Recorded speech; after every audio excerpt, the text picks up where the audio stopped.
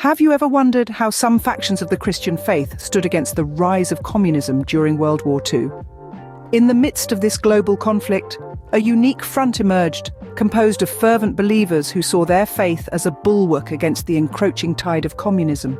One such group were the Ruthenians, a Slavic people who held significant influence within the Vatican, thanks to figures like Monsignor Ivan Bucco.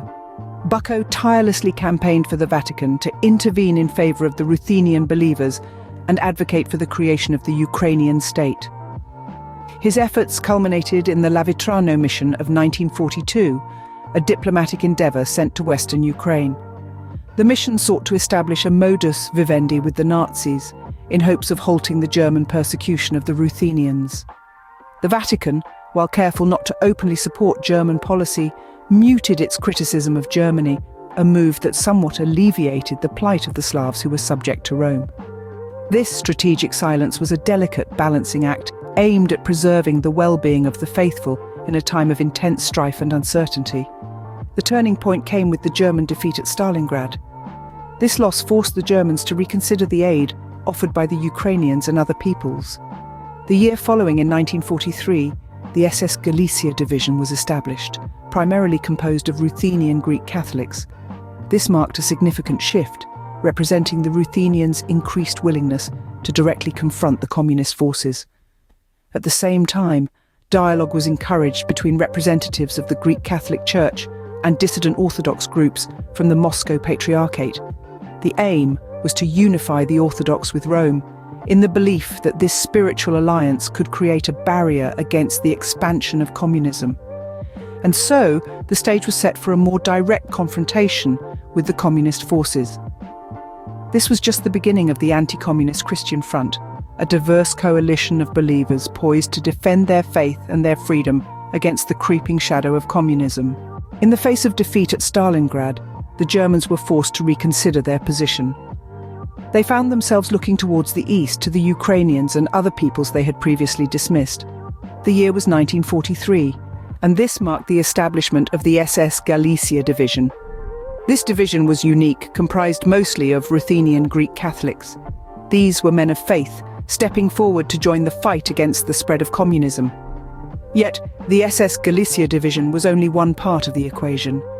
The Germans also turned to the captive Russian soldiers, forming an army under the leadership of a man named General Vlasov. Vlasov was a charismatic figure, someone who could inspire loyalty and commitment among his troops. His army, made up of prisoners of war, was another piece of the anti-communist puzzle that was slowly coming together. But this was not just a military endeavor. There was a spiritual dimension to this struggle as well.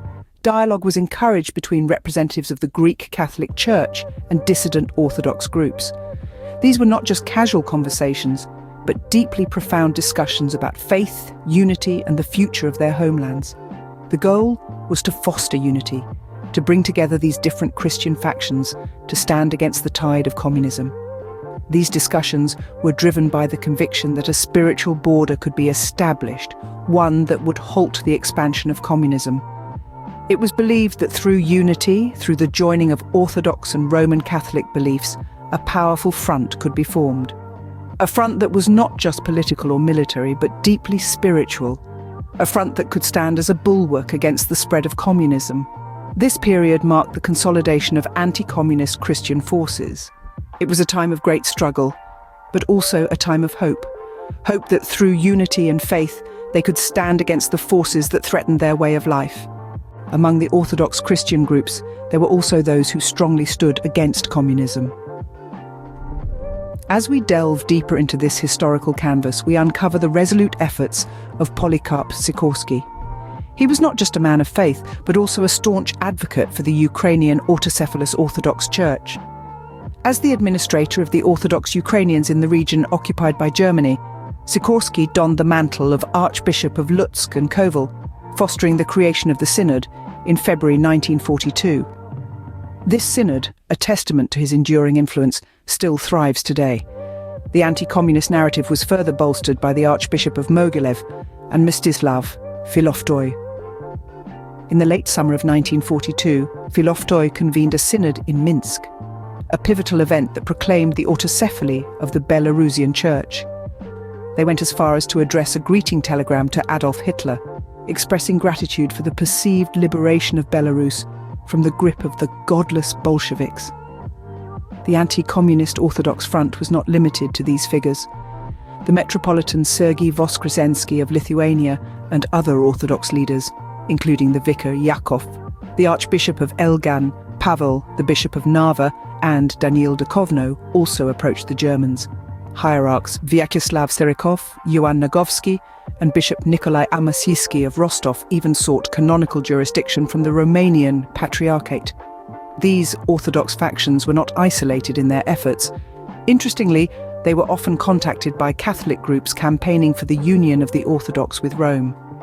These dialogues carried the conviction that creating a spiritual border could prevent the expansion of communism. Despite these efforts, deep historical differences prevented a complete union between the Orthodox and Catholic forces against communism. This struggle between faith and politics, between unity and division, continues to be a fascinating chapter in the annals of history. As the war drew to a close, the Anti-Communist Christian Front faced its own internal challenges. Among those leading the charge were hierarchs Vyacheslav Serikov, Ioan Nagovsky, and Bishop Nikolai Amasisky of Rostov. These figures sought canonical jurisdiction from the Romanian Patriarchate, a move that would have given their efforts a significant boost. However, this unity was not to be. The historical rift between Catholic and Orthodox groups proved to be a formidable obstacle. Despite their shared opposition to communism, these groups could not bridge their deeply entrenched differences. Age-old disagreements on matters of doctrine, tradition, and authority came to the fore, preventing a unified front. The efforts of these men, while commendable, were ultimately unsuccessful. They were unable to overcome the deep-seated divisions that had long existed between the Catholic and Orthodox faiths. Thus, the Anti-Communist Christian Front, while united in purpose, remained divided in practice.